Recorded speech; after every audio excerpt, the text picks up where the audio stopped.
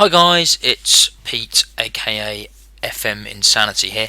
Haven't done a video for a while, basically because I've been cracking on my game and the software that I was using I was really struggling to get to grips with.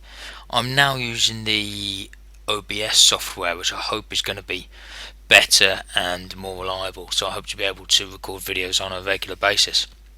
But what I wanted to do is just bring you up to speed with what's happening in the Rangers save, where we're up to, run through a few of the players, and run through where we see us going next year, and a quick preview as to the live videos I'm going to be doing with reference to live games, etc. going forward. So this year, as you can see, we're in 2021. I won't run through the previous years. Basically, we've won. Actually, I'll quickly go through it. We've won the Premier League, which we got into via consecutive promotions from League One and the Championship, both at the first time of asking. We then won the title in the first year, and runners up the next 2 years. I didn't settle on a tactic, so we lost out twice to Celtic, and then we've won it comfortably the last 3 years. I'm just at the end of the 2021 season actually, and this is the state of the league table. I will just show it to you in full format. So as you can see, we won 35 out of 38 games, only lost twice. One of those was to Celtic, racked up over 106 points. So fingers crossed we could bat on again next year and win that league, maybe without even losing a game. So that's obviously the objective as far as the league's concerned. As far as domestic silverware goes, we won the treble again this year. We've won the Scottish League Cup. As you can see, I've won it 5 out of the last 6 years. And the Scottish Cup we've won 4 out of the last 6 years. So yeah, we're fairly. We've won the treble the last 3 years. We've won the Scottish Cup, the Scottish League Cup, and the league the last 3 years. So actually no, sorry, we've won the treble the domestic treble the last 2 years. Sorry. So doing rather well on that front. To run you through the Champions League campaign this year as well. We qualified second in what ended up being a fairly tough group to a quality Man City side. We actually got through in the last game of the season. We had to beat Lyon at home because of Lyon's bizarre results against Manchester City the round of games before. We managed to do that over on 2-0, so we went through. We then played, if I can find it, Chelsea. We were immense against Chelsea. We beat them 5-0 at home and then 1-0 away. So we beat them 6-0 on aggregate, which is a brilliant result. We then played Real Madrid in the quarter-final. Again, we did brilliantly against them, winning 4-2 on aggregate, won 3-1 at home, and 1-1 away. We then got a really good draw in the semi-finals. We got Valencia, we won 3-2 away. That could quite easily have been 3-0. They scored 2 late goals, and we splashed them 4-1 at home. And then to the final, where as you can see, unfortunately we lost 3-1 to what looked on paper to be an average Man United side. Certainly not as good as the Real Madrid team that we beat in the quarter-finals, but they ended up playing very well. We went 1-0 up through Francois Almeida, but they came back and won 3-1. No complaints really, they fully deserved to win. So that's the objective next year, is to win that Champions League. And as I said earlier, if we can do an unbeaten Premier League season as well, great. I'll quickly run through the squad with you. I'll do incoming transfers in another video. So we've got this chap in goal, Lee Nichols, bought from Brighton, I think. No, Wigan on a free transfer. He's been pretty good, to be fair. As you can see, the last 3 seasons, 22 clean sheets and 38, 26 and 38, 23 and 38, so he's been pretty godly for me. Patrick Lindsay, right back, retired from Hibernian.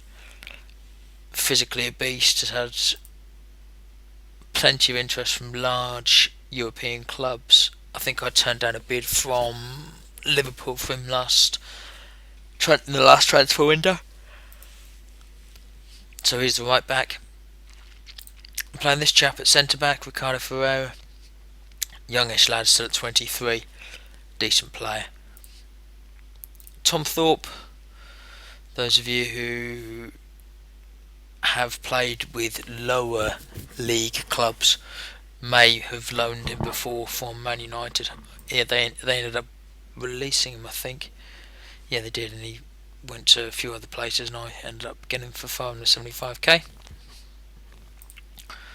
I play this chap, Julien Chauvin at left back, who is an Arsenal regen. Okay player. I rotate him with this chap here, Yusuf Diabate. Right wing back, I play Darnell Fisher. Not a great player. I can't find any good right wing backs who are prepared to join me. So he's the best I can do at the moment. I will be sorting that out pre-season though.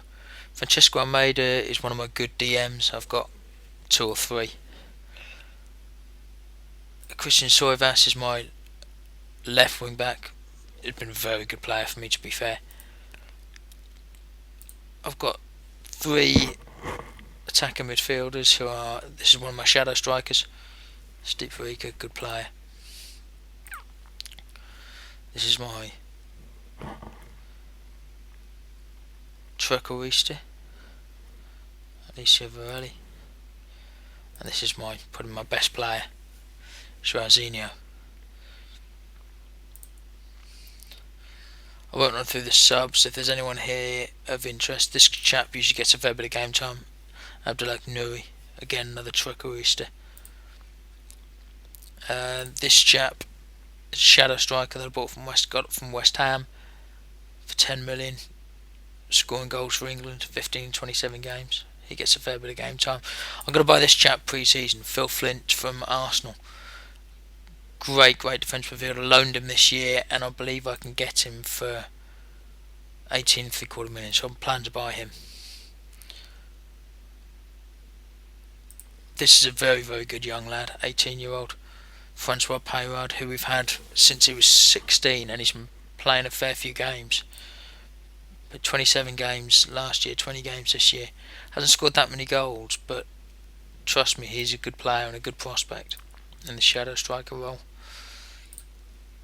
This lad was a new signing this year, 20-year-old Thorben Poulsen. Been a decent player, 7.13, 7 goals from corners. Bought for 12 million, likely to be a squad player in the coming years.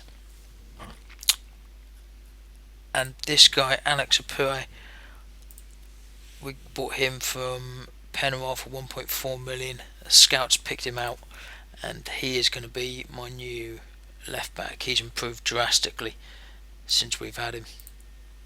A few of his stats declining there, but mainly he has been getting better and better stats wise. So he's going to be one of my fullbacks next year, putting my left back.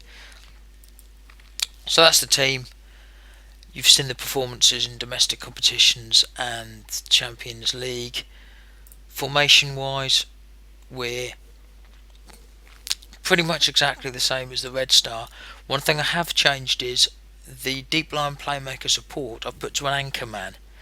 It seems to have helped me keep possession, get my tackling percentage up during the games, and just gives me a bit more solidity in the Champions League games against big teams. But I've started using it in the league now as well. So, and this role here, which used to be the Ignatia role, I've changed to a trequartista, and that's worked far better, creating far more chances there. So, another 2 changes. 3. So I've got to put a sweeper keeper in now as well. So they're the 3 changes tactically, just down the spine of the team, that I have made, which have all worked rather well. So upcoming, I will live record all the matches against Celtic. I'll live record any semi-final or final in the domestic cups, and I will also live record Champions League games from the first knockout round onwards. Okay, so I will be doing that going forward. That's it for me for this particular video. Stay tuned, and as ever, please do subscribe to the FM Insanity YouTube channel and comment and like these videos. Thank you. It's all from me. Take care. Bye.